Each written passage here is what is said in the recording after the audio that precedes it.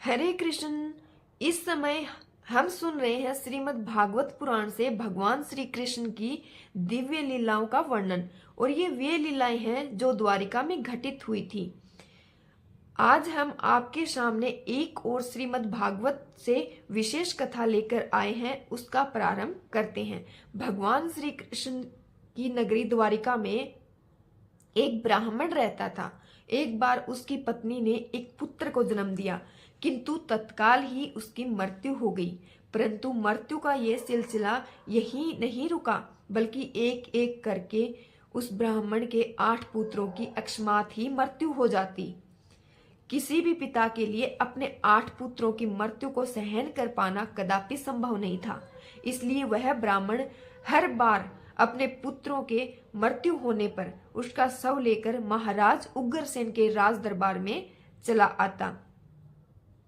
वह इस प्रकार क्रंदन करता हुआ कहता, द्वारिका राज्य का जो राजा है वह अवश्य ही ब्राह्मणों का परम शत्रु है। वह ना तो अपने कर्तव्यों का ठीक से निर्वाह कर रहा है और ना ही प्रजा का ठीक से पालन कर रहा है। इस प्रकार देश का राजा केवल इंद्रिय भोग विलास में डूबा है और वह अत्यंत धूर्त है।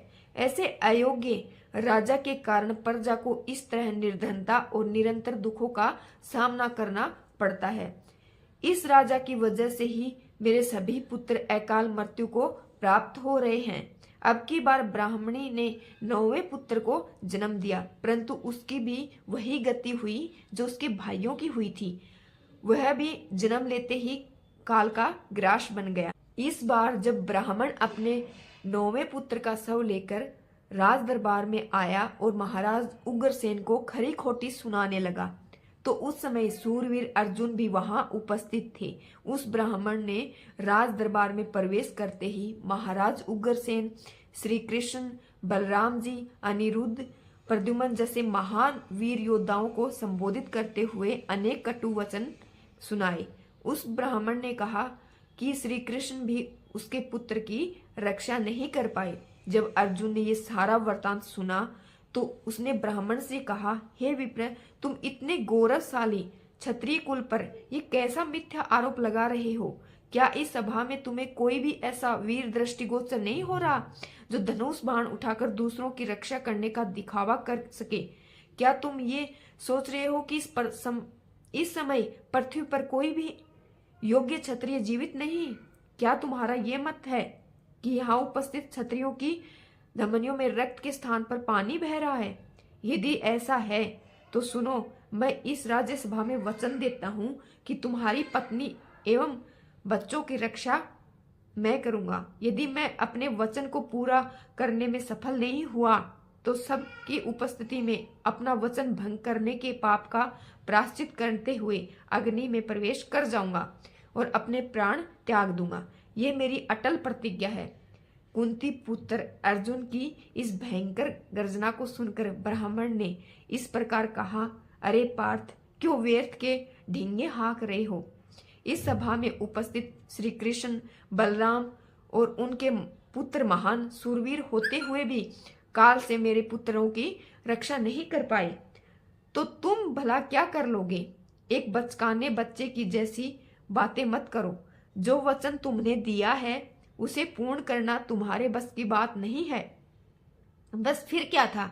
ब्राह्मण द्वारा दी गई इस चुनौती को स्वीकार करने के बाद अर्जुन दहाड़ कर बोले, हे ब्राह्मण, मैं ना तो श्री कृष्ण हूँ और ना ही बलराम, ना ही उनका कोई पुत्र, और मैं पृथ्वी का सर्वश्रेष्ठ धनुधर अर्जुन हूँ। देवों के देव महादेव भी मेरे पराक्रम से संतुष्ट हुए हैं, तो भला ये काल मेरे सामने क्या टिक पाएगा? अब तो मैं तुम्हारे पुत्रों को हर हाल में वापस लेकर आऊंगा। अब तुम निश्चित हो जाओ। अर्जुन की इस भीषण प्रतिज्ञा को सुनकर ब्राह्मण को विश्वास हो गया कि अब उसके आने वाले पुत्रों को मृत्यु का कोई भय नहीं रहेगा। वह निश्चित होकर अपने घर चला गया। समय बीतता गया। ब्राह्मण के घर में 10वें पुत्र के आगमन का समय आ चुका था। ब्राह्मण ने तुरंत अर्जुन से आग्रह किया कि वह उसके पुत्र को मृत्यु के हाथों जाने से बचाने के लिए तुरंत आ जाए। इस क्षण के लिए अर्जुन ने भी अपनी कमर कस रखी थी। उसने अपने अस्त्र शस्त्रों को मंत्र उच्चारण की सहायता से दिव्य शक्तियों से भर लिया।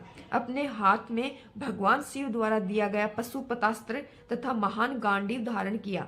आज तो आखिर उसका युद्ध स्वयं काल से होने वाला था, इसलिए उसने शिव जी से प्रार्थना की और आगे बढ़ गया। अब देखिए, आप भी सोच रहे होंगे कि अर्जुन ने भला अपने परम सखा भगवान श्री कृष्ण जी का स्मरण क्यों नहीं किया। यह असंभव प्रतीत होता है कि अर्जुन अपने परम सखा को भूल सकते हैं, लेकिन हुआ ऐसा ही। और ऐसा इसलिए हुआ क्योंकि अर्जुन ने ब्राह्मण के मुख से ये सुना था कि भगवान श्री कृष्ण भी उसके पुत्रों को मृत्यु से बचाने में असफल रहे थे। वैसे ये तो संभव ही नहीं है कि भगवान श्री कृष्ण कभी भी किसी कार्य में असफल रहे, लेकिन अपनी लीला के कारण वे ऐसा दिखावा कर रहे थे। लेकिन मोहवश अर्जुन इस बात को नहीं समझ पाए और उनके मन में यह विचार घर कर चुका था कि श्री कृष्ण अपना कर्तव्य निभाने में चूक गए हैं, इसलिए अर्जुन ने उनका ध्यान करना आवश्यक नहीं समझा। उन्हें अपने शौर्य पर इतना घमंड हो गया कि उन्होंने भगवान के आशीर्वाद का भी कोई मूल्य नहीं समझा। आखिर गांडीवधारी अर्जुन प्रस्तुति गृह के बाहर पहुंच गए। ब्राह्मणी बस पुत्र को जन्म देने वाली ही थी।